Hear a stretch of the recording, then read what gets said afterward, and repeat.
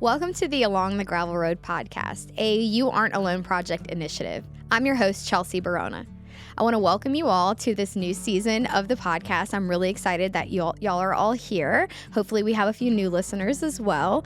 And I'm also really excited to start off this season with talking about growing up with a very difficult divorce, as well as with a parent who suffers from a mental illness, which is something I don't know. I think we may have touched on in a few episodes, but we haven't really dove into all of the ways that it impacts you as a child and then continues to impact you throughout your life. And so our guest today is going to talk about her own experiences with that, and hopefully, if you're going through something similar, that you can find some connection and hope through her story.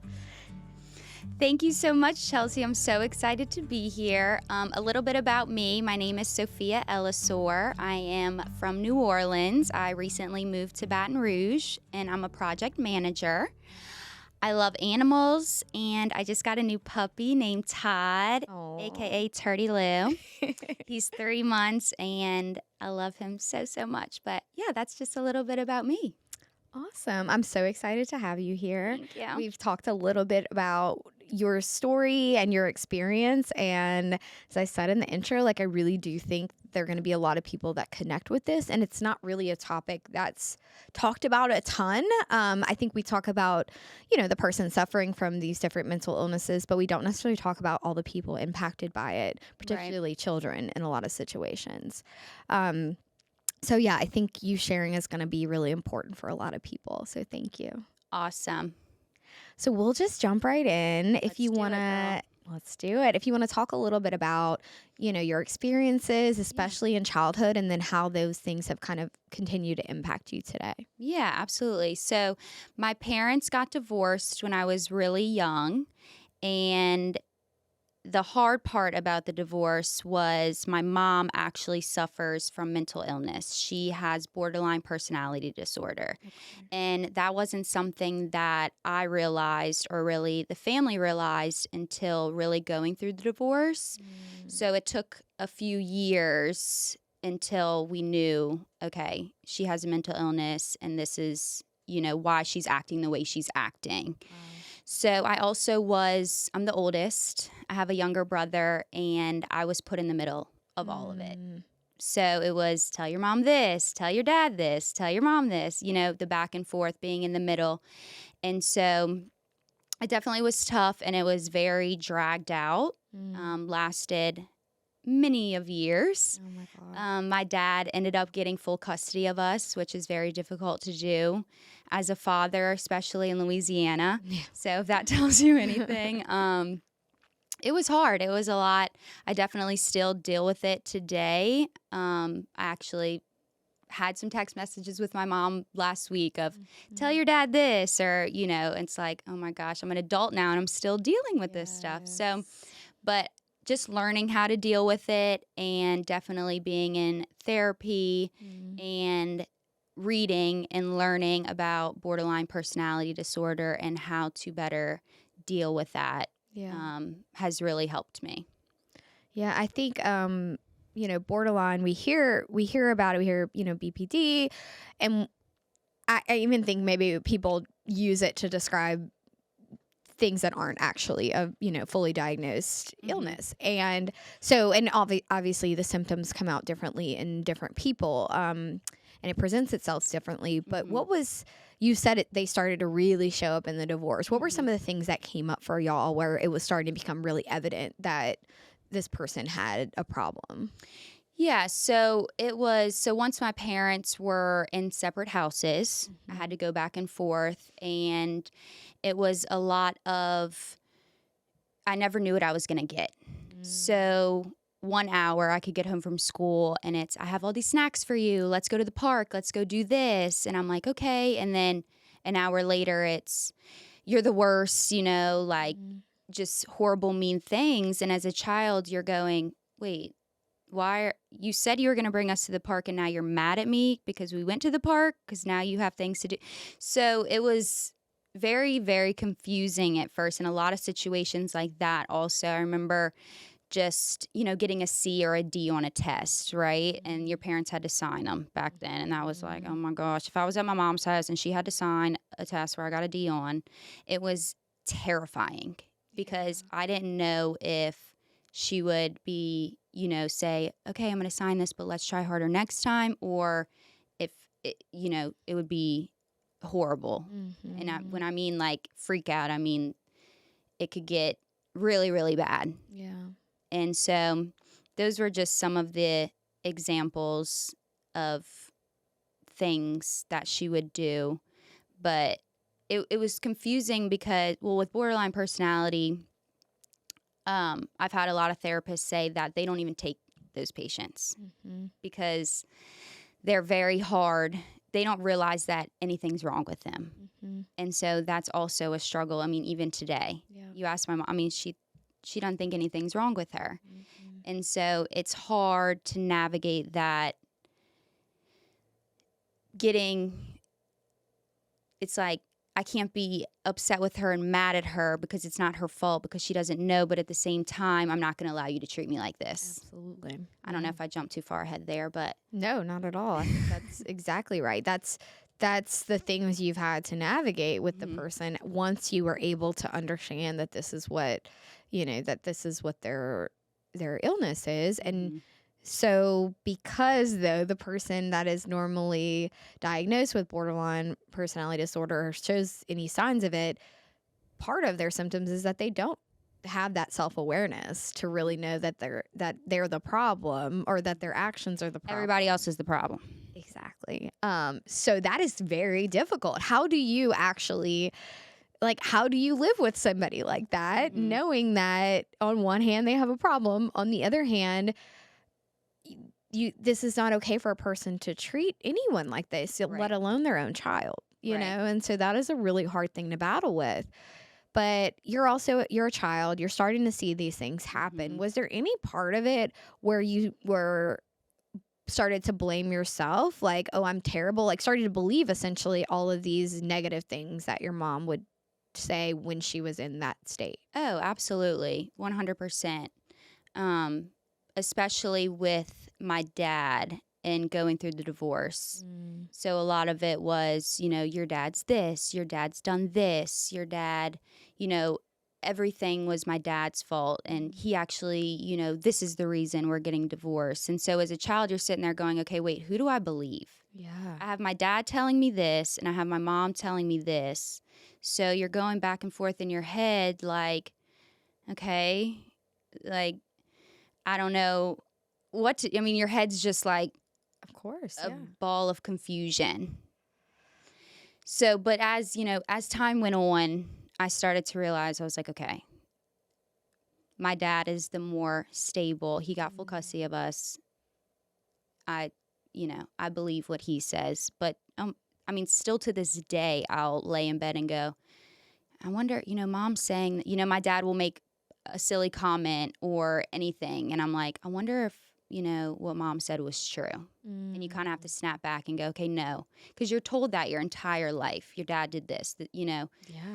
And a lot of horrible accusations were made against my dad as well. So it was tough. Absolutely. So, if you're told these things as a child and led to believe these things, those are going to be some of deep-rooted beliefs that you have that you're actively, I'm sure, even small things to this day, you're like, you can probably feel it in your body when something happens where you're like, that's false. That is not, that was a manufactured belief by someone who was suffering from a mental illness. But that is not easy. I even went as far as trying to look up and get all of the court records. Because I was like, I want to see for myself. Yeah. What is true, what isn't true. Wow. And I didn't end up doing it because I was like, I'm not ready for that yet. But I've definitely thought about it. And maybe eventually I will. But wow. And what about your dad as this was happening? He obviously, or I don't know how long he was with your mom, but did he always kind of know that she had something that maybe could be treated? Or no, I mean, because I asked the same thing. I'm like, why would you marry the woman? Well, yeah, You know, not in like, so many come on, words. come on, Dad. Like, really? Me and my dad are super, super close. Yeah. So, like, we talk about those things. But no, I had the same exact questions. I'm yeah, like, I mean, were there symptoms? Were come were on. these Come on, signs man. evident, or Right. did it take sort of a breaking point? yes. So that's what it was. So, they really got married because my mom got pregnant with me. And, you know, back in the day, that's what you did. Absolutely, You go through especially with that here. marriage. You do. And, but no, she was actually a great, all my family, my dad, anyone you ask, she was a awesome, great mother. Yeah. And I think going through the divorce, something, like you said, snapped in her. I know she went through a lot during her childhood, things that she won't even talk about. She was the youngest out of 3 sisters. So she got left in the house by herself. My grandma, my mom's mom, was an alcoholic, and I don't really know my mom's side of the family that well, but I know that she went through a lot as a child and didn't really have the support that I thankfully have. Because you think of that too. You're like, what if I end up like this? Like, what if something happens to me and I end up, you know, with borderline? Like, that's my biggest fear. But through therapy and stuff, having that support and people around you, and having the like acknowledgement of knowing like that is something that could happen, is a lot better. Yeah. Wow. No, obviously that is a big part of that had not crossed my mind originally. So thank you for sharing that, because I think with anyone who has a history, you know, a family history of especially more severe mental illness or some of these disorders that you don't really know a ton about, and their, you know, treatment is kind of like you can try things, but not a ton works. That has to be a fear, you know, growing up. And even in like alcoholism and all these things, like certainly an addiction can certainly be like sort of fear driven as a person who's like, I know could have the potential to develop this. Well, and that's why therapy's so great too, because I mean, even to this day, like I'll, you know, be dating somebody and we get into an argument about something and I'm like, oh my gosh, am I mom? Like, is this how mom would have reacted to this? And I start freaking out and scaring myself. And I'm like, but my therapist is like, girl, that's normal. Like, it's a normal fight. That happens. And I'm like, okay. But how? Bring me back to planet Earth. Yeah, not most people don't go through that thought process because most people kind of know what normal is. But the fact that that's always going to be in the back of your head, always. And on one hand, it's good to have that self-awareness because it's possible, yes. And at least you would recognize some of these signs in you and these symptoms to say, I'm going to actively work against this thing because I don't want to end up like this. Right. So on one hand, it's a protective factor. Like, it's a good thing to know. But on the other hand, it is sort of probably holding you back, making your anxiety through the roof. So how do you find that balance? Medication. Amen. Definitely therapy. Yeah. And having someone, and my dad. I talk to my dad a lot too. But I mean, sometimes it can be hard to talk to my dad because as much as he went through it, and as much as he knows now, because when I was younger, it was the back and forth. Tell your mom this, tell your dad this, you know.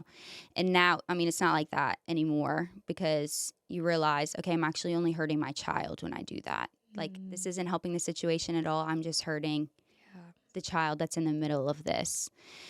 But I mean, sometimes even his viewpoints on things can be different. So definitely therapy and my therapist to go, you know, no, like you're not the only person in the world that deals with that. You're not the only person that has had that reaction to this. Definitely really helps me a lot. Yeah. I'll be in therapy for the rest of my life and I love it. That's great. I think for some people it's a season of their life. For other people, like you you are growing and learning, and as you're doing that, you're gonna like, it's still impactful to have somebody there to walk through. Maybe it's not the same therapist for forever. It's probably not. Right. There's different people at different points in our lives, but absolutely. And it's even like part of that when, like you were talking about, oh, you're having a fight with somebody and you react in a certain way, you're immediately going to, oh, there's something wrong with me for Oh my gosh, I'm like, reacting am in I a this way. narcissist? I'm like on Google. I'm like, do I have the symptoms of this? Like, was that narcissistic? Was this? And I'm like, okay, I need to, I need to relax. But I mean, it's true. Like it happens to me all the time, like still to this day. So. Yeah. How have you found that? And you don't have to answer this if you don't want to, but have you been able to share this with people you've been in like romantic relationships with pretty openly? How do you feel about that? Yeah, definitely. Okay. I think because some people you date haven't gone through really anything. And so it's harder to explain really the whole situation and what I went through with a partner that hasn't experienced any really tragedy yet in their lives. But I mean, I feel like I'm definitely at this point a lot more open about talking about it. And I mean, definitely with my friends. Yeah.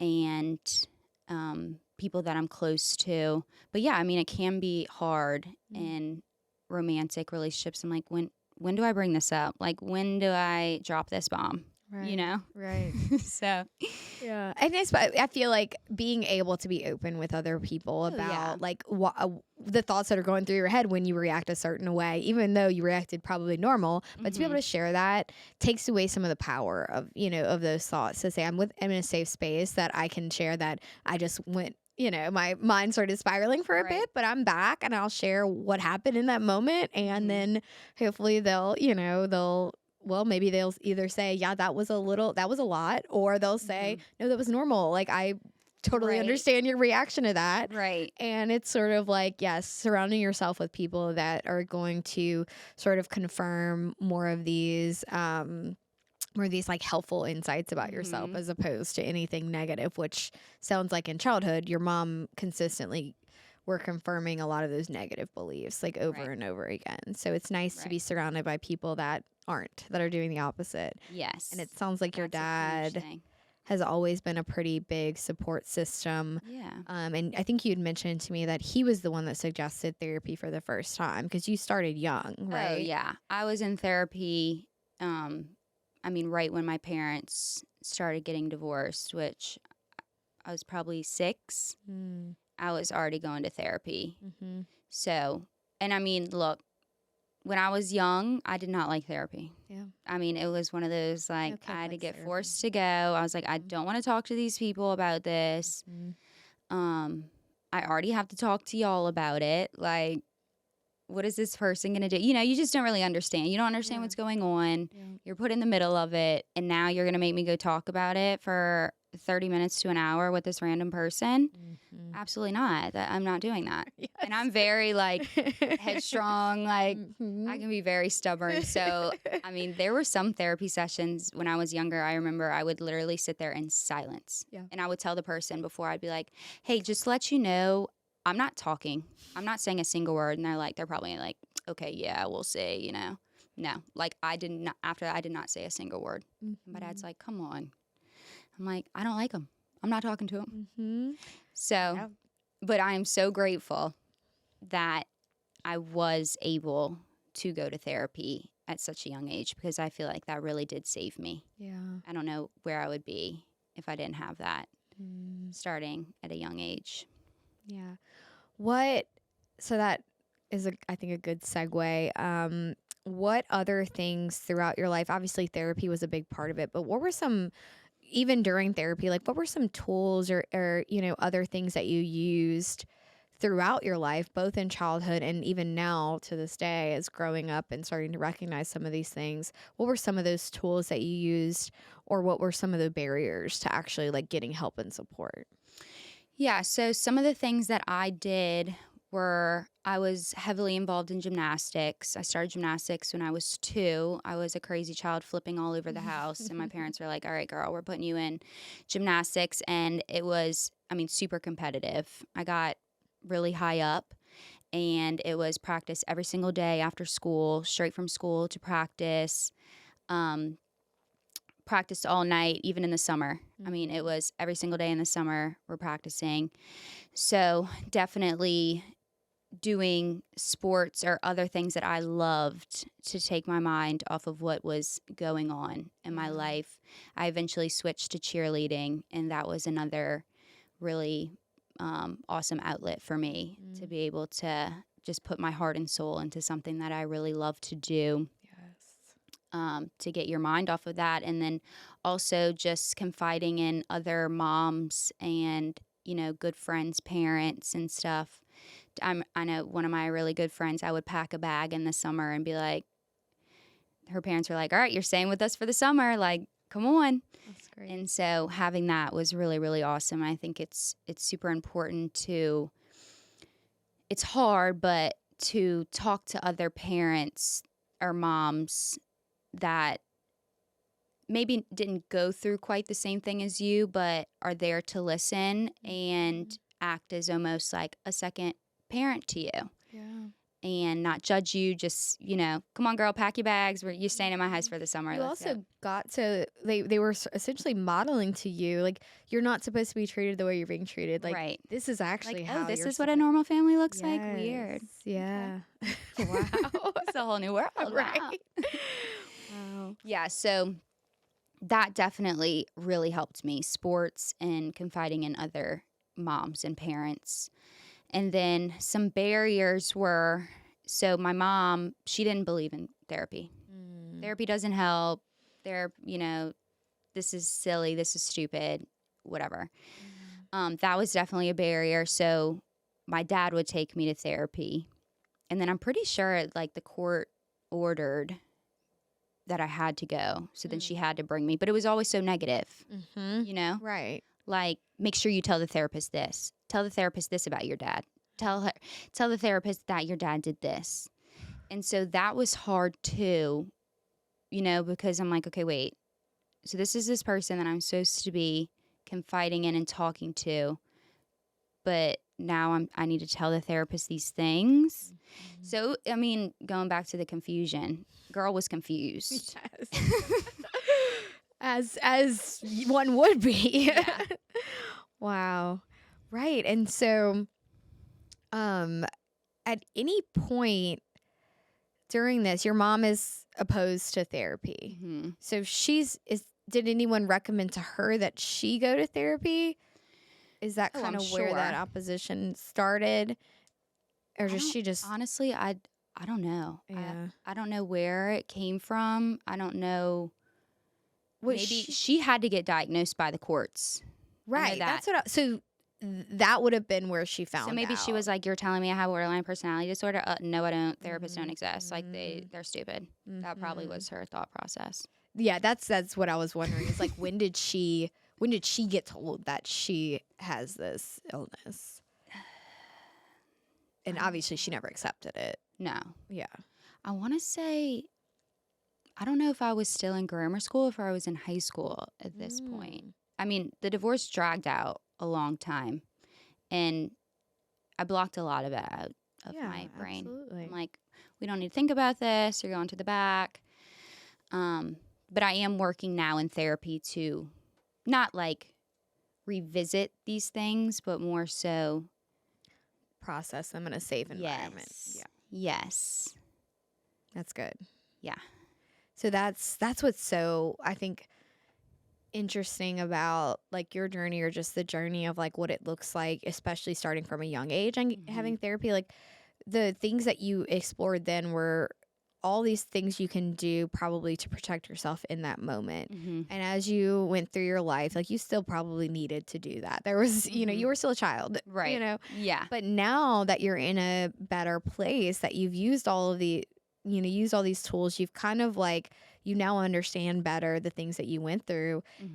You're both you as a person and probably, with your therapist is a safe enough space to where you can go back and revisit those things and there's so many reasons why we do this, right? So it could be that taking away some of that power might not necessarily stop, but it might help with some of this anxiety that you have around these negative thoughts that come up for you. Yeah, I will say boundaries. Oh, yeah. Once I learned the boundaries thing, Huge.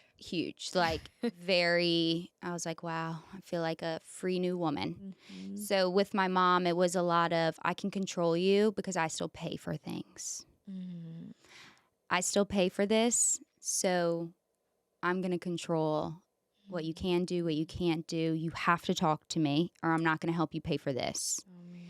So that was one thing that was hard because I'm like, I have to talk to her because I still need help. I mean, I'm in high school. Like, Right. I still need help paying for things.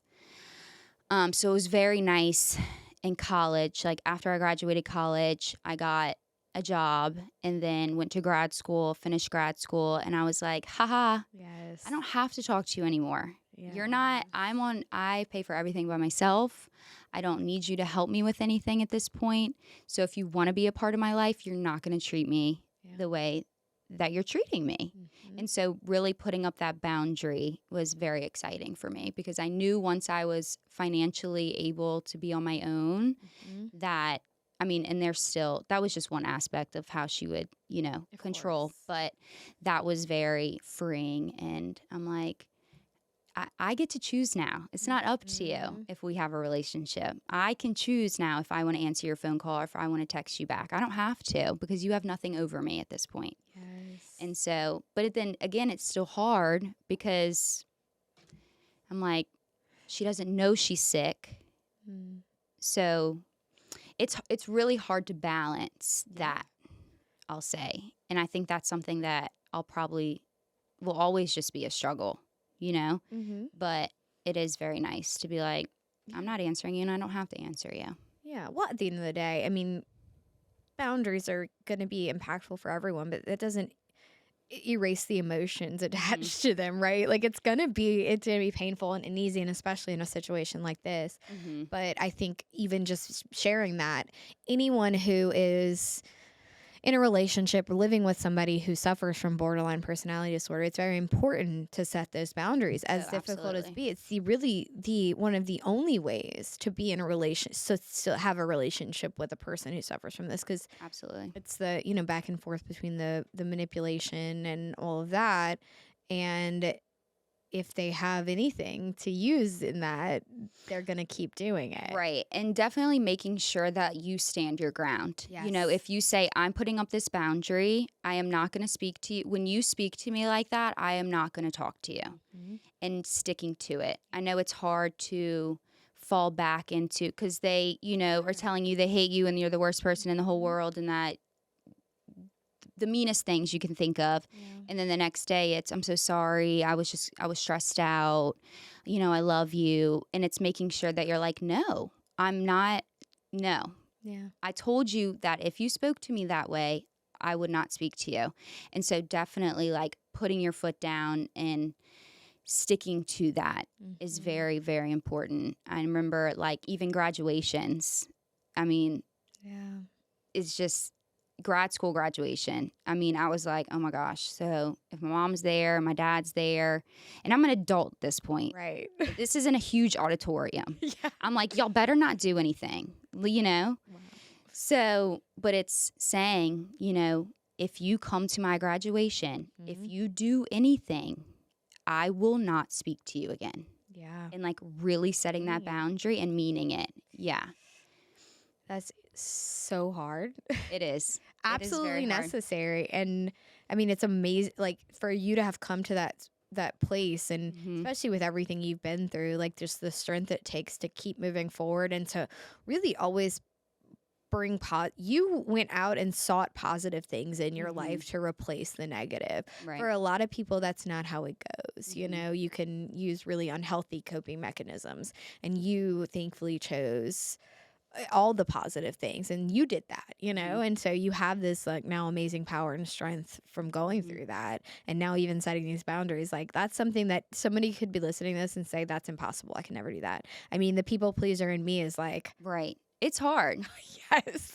But now, I mean, I won't say that she doesn't still freak out on me, because she always will. And that's something that I'll always have to deal with. Yeah. But it's more so she knows that I will not answer. I will not speak to her. And so it's less frequent, Yeah. Yeah. Absolutely.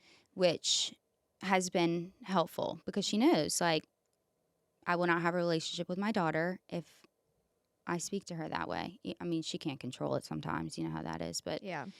not that you would know how that is, but I am familiar with borderline, and with some of the how that comes off. So yes, a little bit. But that literally, if I'm thinking about some of the people that I know that have family members that also suffer from it, it really is like boundaries is probably the biggest thing. And because that's really because it's you, right? So you have to find the things you can control about this other person. And the only thing you control is the boundaries you put in place for yourself. and you just have to remember the things that were told to you and how that upset you and how hurt you were.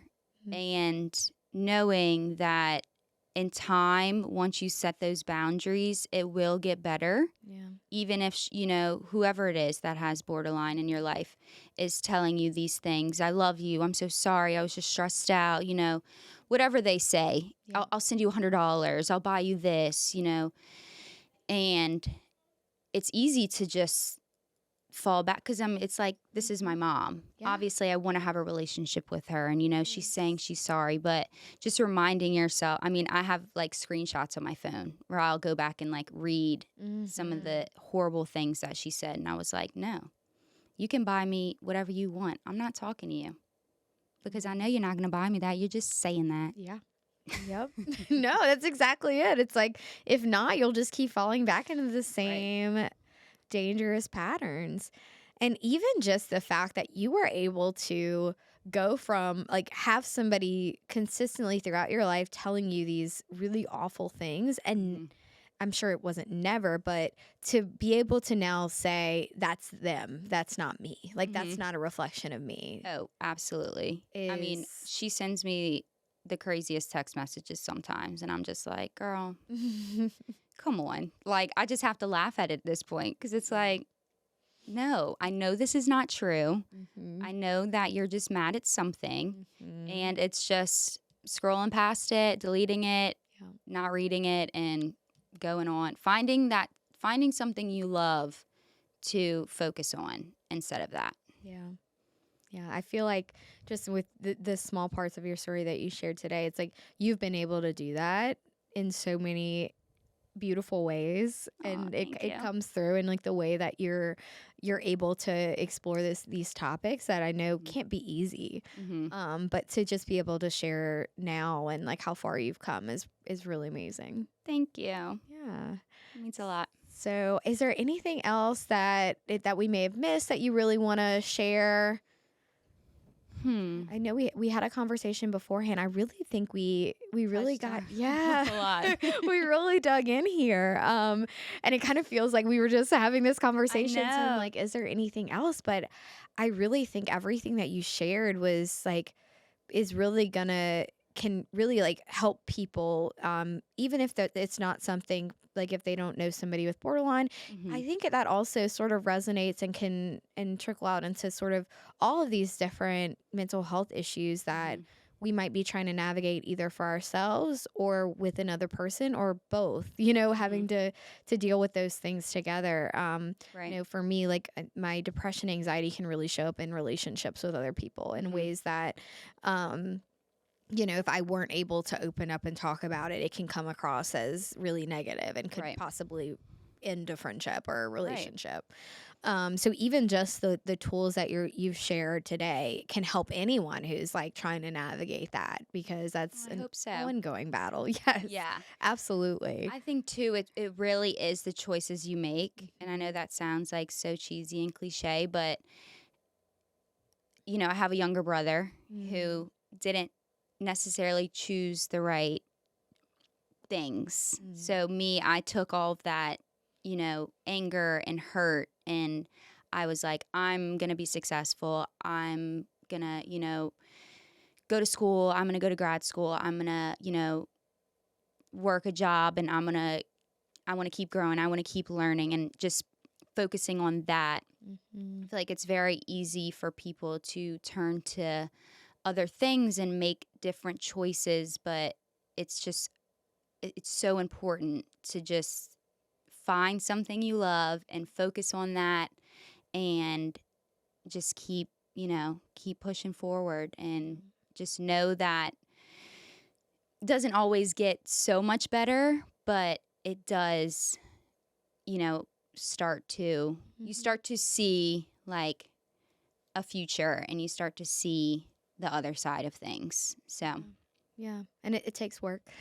yeah, a lot of work. yeah, it takes a lot of work, and it's not easy, but it really is your choices. I mean, you can choose to, I'm going to hang out with these people, and I'm going to do drugs, and I'm going to drink, or you can choose to find a group of friends that do things that you like to do and are good people. And I mean, surrounding yourself with good people also.